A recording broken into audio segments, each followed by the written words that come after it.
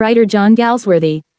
It was originally produced in London in 1906, and attracted much attention. In New York it was first seen in 1907. In the play, the disappearance of a cigarette box, the silver box, leads to a comparison of the behavior of the son of a prosperous politician, with that of an unemployed man, and the exposure of attitudes of different social classes. John Galsworthy, the 14th of August 1867, the 31st of January 1933, was an English novelist and playwright. Notable works include The Forsyte Saga (1906–1921) and its sequels, A Modern Comedy and End of the Chapter. He won the Nobel Prize in Literature in 1932. Galsworthy said that his aim was to create such an illusion of actual life passing on the stage as to compel the spectator to pass through an experience of his own, to think and talk and move with the people he sees thinking and talking and moving in front of him. The Silver Box was first produced on the 25th of September 1906 at the Royal Court Theatre in London. The play was among several new plays at this theatre from 1904 to 1907, directed by J. E. Vedran and Harley Granville Barker, by notable dramatists including George Bernard Shaw. Although The Silver Box did not draw large audiences, it was much discussed. It was first seen in New York on the 18th of March 1907 at the Empire Theatre. It was produced by Charles Frohman and featured Bruce McRae as Jones and Ethel Barrymore as Mrs. Jones. Critics praised Ethel Barrymore's performance, but audiences preferred to see her in more glamorous parts. There were only 20 performances. Summary.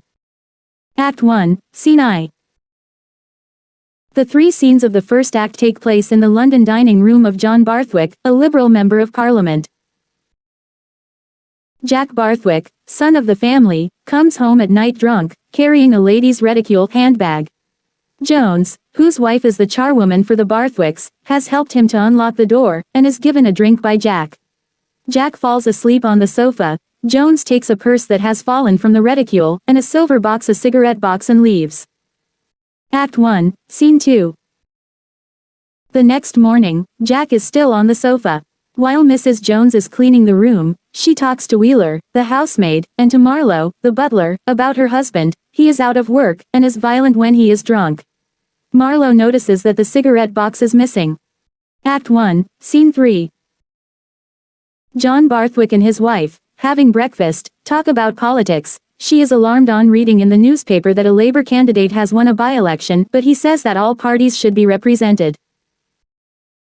An unknown lady calls. She is the young lady whom Jack met last evening. She is anxious to have her purse back, to pay the rent. Jack finds that there is no purse in the reticule, and denies having it. Barthwick reluctantly gives the lady some money, and talks severely to Jack after she leaves. Marlowe informs Barthwick that the cigarette box is missing. There is a suspicion that Mrs. Jones stole it. Barthwick interviews Mrs. Jones, and learns of her troubled domestic situation. She knows nothing about the missing cigarette box. Act 2, Scene I. In the Joneses' lodgings, Jones complains to his wife that he is badly treated when he tries to find work. She says that they have to pay the rent today. When the landlady comes for the rent, Jones unexpectedly throws his wife a sovereign to pay it. Mrs. Jones is appalled to find he has a purse and the missing cigarette box. Jones says, "I'm no thief. I'm no worse than what that young Barthwick is. He brought, that purse. I picked up a lady's purse, added off, in a row, kept sayin', Ed scored, off. Well, I scored, I am off. And do you think anything'll happen to him?" Snow, a detective, enters and finds the cigarette box he is looking for. He assumes Mrs. Jones stole it, and arrests her. Jones, saying he took the box himself, attacks Snow, and a policeman comes in to overpower Jones. Act 2, Scene 2. In the Barthwicks' dining room that evening, Mr. and Mrs. Barthwick and Jack are having dessert. Snow comes in. His report, that Jones says he took the box when he was let in by a drunken Jack, and that Jones had the purse, causes dismay and embarrassment. Snow says Jones should be prosecuted. Barthwick says, as he looks gloomily at Jack, "This prosecution goes very much against the grain with me. I have great sympathy with the poor. In my position I'm bound to recognize the distress there is amongst them." Roper, Barthwick's lawyer, wants to know how to present the case in the police court.